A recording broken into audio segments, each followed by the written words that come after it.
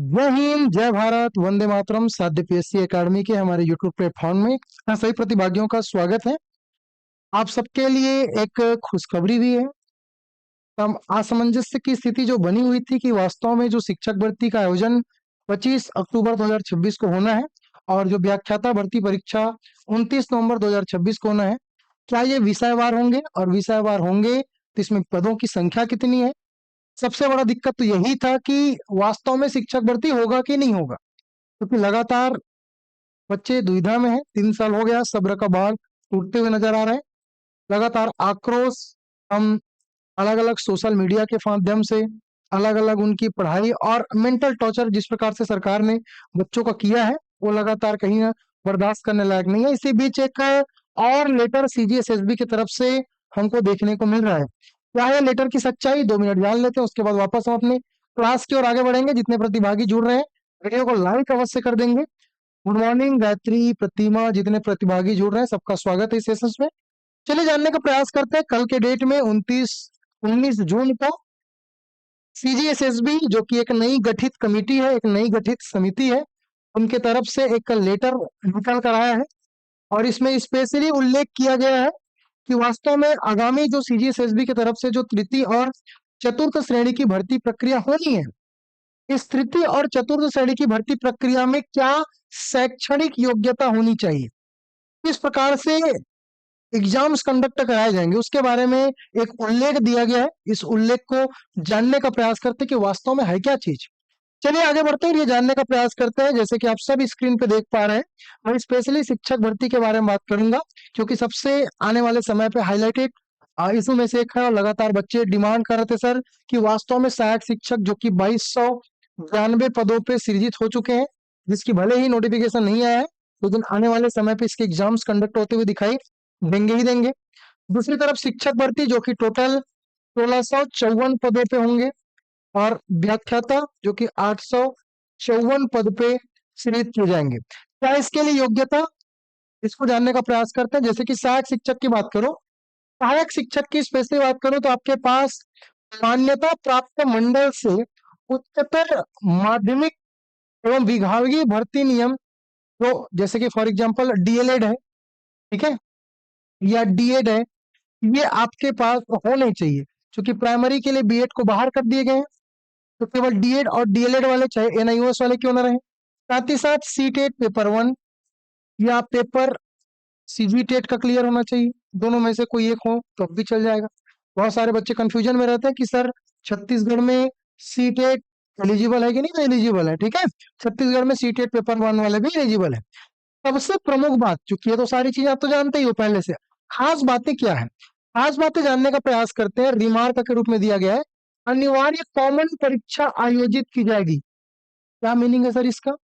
ये अनिवार्य कॉमन परीक्षा आयोजित की जाएगी, इसका सीधा सा मतलब ये है कि जो भी एग्जाम्स कंडक्ट कराए जाएंगे, जो भी परीक्षा निर्धारित किए जाएंगे, वो एक कॉमन पेपर होंगे जिसमें स्पेशली कोई अलग अलग खंड का उल्लेख नहीं होगा। एक सेक्शन होंगे, एक सेक्शन में 100 प्रश्न होंगे। इन्हीं 100 प्रश्न को बना के आपकी मेरिट लिस्ट बनाई जाएगी। तो सिलेबस में क्या रहेगा क्या नहीं रहेगा, उसको सीधा सीधा समझ लेते हैं। सिलेबस में वही रहेगा जो ऑलरेडी अभी तक होता गया है। लाइक दैट, जैसे सीडीपी आपका सिलेबस में है, हिंदी आपके सिलेबस में है, इंग्लिश आपके सिलेबस में है। तो एक कॉमन चीजें आपके सिलेबस में ऑलरेडी थे और रहेंगे भी। मैथ्स आपके सिलेबस में है ना, ईवीएस आपके सिलेबस में है, जीएस आपके सिलेबस में है, ठीक है, कंप्यूटर आपके सिलेबस में है। हो सके इस बार रीजनिंग को भी शामिल करने की कवायद चल रही है, तो अभी शामिल हो जाते हैं। ये सारी चीजें तो सिलेबस में हुबहू रहेंगे जैसे पहले रहते थे। हाँ, थोड़े से नंबर में ऊपर नीचे आपको देखने को अब मिलेगा, ठीक है। दूसरी तरफ क्या है, अनिवार्य कॉमन परीक्षाएं, कहने का मतलब एक ही पेपर होगा, वहीं से मेरिट लिस्ट आपका बनेगा।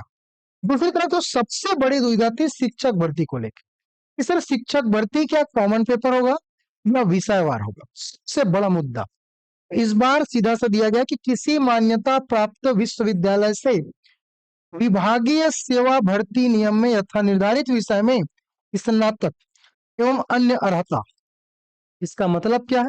इसका मतलब यह है कि जिस विषय के आप टीचर बनने वाले हो, जैसे कि आप सामाजिक विज्ञान के टीचर बनने वाले हो, तो सामाजिक विज्ञान के लिए जो भी विभाग ने नियम बनाए हैं, कॉमर्स में आपका होना चाहिए या कला संकाय में आपका होना चाहिए, जो भी निर्धारित विभाग ने जो दिए हैं वो उसके स्नातक होने चाहिए।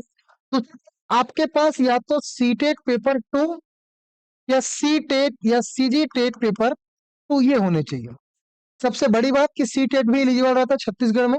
और साथ ही साथ सबसे महत्वपूर्ण बातें, डीएलएड वाले भी बच्चे डीएलएड वाले भी बच्चे शिक्षक बन सकते हैं। बहुत सारे बच्चों को कंफ्यूजन रहता है कि डीएलएड वाले केवल प्राइमरी टीचर बनेंगे, ऐसा नहीं है। डीएलएड वाले वर्ग 2 के टीचर बन सकते हैं। और साथ ही साथ जो बच्चे बीएड किए हैं, ठीक है, जो बच्चे क्या किए हैं, बीएड किए हैं, वो भी बन सकते। हाँ, एनआईओएस वाले नहीं बन सकते, ठीक है। तो यहाँ पे बीएड वाले भी बिल्कुल बनेंगे। अन्य रहता है मतलब सीजीटेट सीटेट पेपर 2। व्याख्याता के लिए बताऊंगा बाद में, उससे पहले सबसे महत्वपूर्ण बात है समझो, भाग अ अनिवार्य, जो कि कॉमन पेपर होगा। और भाग ब संकाय विशिष्ट, ये सबसे बड़ा ट्विस्ट है इस बार के शिक्षक भर्ती में जो आपको देखने को मिलेगा। क्या खासियत है सर, इस बात का थोड़ा सा समझा दीजिए।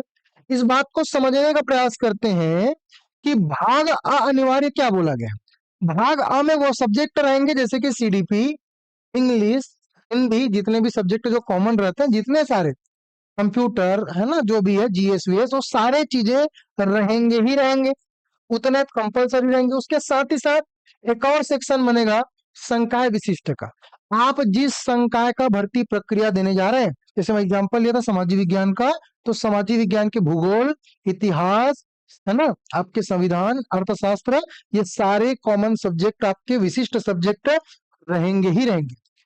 साइंस वाले बच्चों के लिए स्पेशली ये रहेगा कि साइंस वाले बच्चे फिजिक्स, केमिस्ट्री, बायोलॉजी देंगे ही देंगे, उनको एसएसटी नहीं पढ़ना है। तो सबसे बड़ी बात, खुशी की बात बोलूं चाहे दुख की बात बोलूं, अब आप चाहे गणित वाले हो तो गणित पढ़ोगे, साइंस वाले हो तो केवल साइंस पढ़ोगे। लेकिन पेपर 1 कॉमन है, और पेपर 1 में सारे सब्जेक्ट आएंगे, सीडीपी, हिंदी, इंग्लिश, ठीक है, ये है ना, कंप्यूटर है, जीएस है, ये सारे कुछ कॉमन पेपर है, ये सारे आपको देने पड़ेंगे। अब सबसे बड़ी बात कि सर क्या हम वर्ग 2 वाले, क्या हमको भी रीजनिंग पढ़ना है? फिलहाल अभी इसके बारे में कोई जानकारी नहीं कि पेपर 1 वाले भी रीजनिंग पढ़ेंगे, पेपर 2 वाले भी रीजनिंग पढ़ेंगे, ऐसा उसके बारे में कोई उल्लेख नहीं है। जब वो सिलेबस आएगा तो क्लियर होगा। नोटिफिकेशन कब देखने को मिलेगा? 35 डेज बिफोर, पहले देखने को मिलेगा। लेक्चरर का जो है, ये इसका क्या है सर, इसका पेपर कौन लेगा? अब ये क्लियर हो चुका है कि पीएससी लेक्चरर की परीक्षा नहीं लेंगे। बहुत सारे बच्चे, ठीक है, बहुत सारे बच्चे बोल रहे थे कि लेक्चरर का पेपर सीजीपीएससी लेंगे, सीजीएसएसबी नहीं लेंगे। तो ये क्लियर हो चुका है कि सीजीपीएससी पेपर नहीं लेगा, वो पुनः सीजीएसएससी पेपर लेने जा रहा है, सीजीएसएसबी पेपर लेने जा रहा है, लेक्चरर का भी, ठीक है। चलिए, यहाँ पे विषयों में स्नातकोत्तर के लिए जो भी क्राइटेरिया दिया गया है वो रहेंगे, जैसे कि अब ये रेशियो या तो 70-30 का रहेगा, या तो 50-50 का रहेगा, है ना। ये अब डिसाइड होगा सिलेबस आने के बाद, बहुत जल्दी आपको सिलेबस भी देखने को मिलेगा, ठीक है। तो इतनी सारी जानकारियां थी जो कि आपको साध्य पीएससी एकेडमी के हमारे यूट्यूब प्लेटफॉर्म के माध्यम से आपको दिया जा रहा है, ठीक है।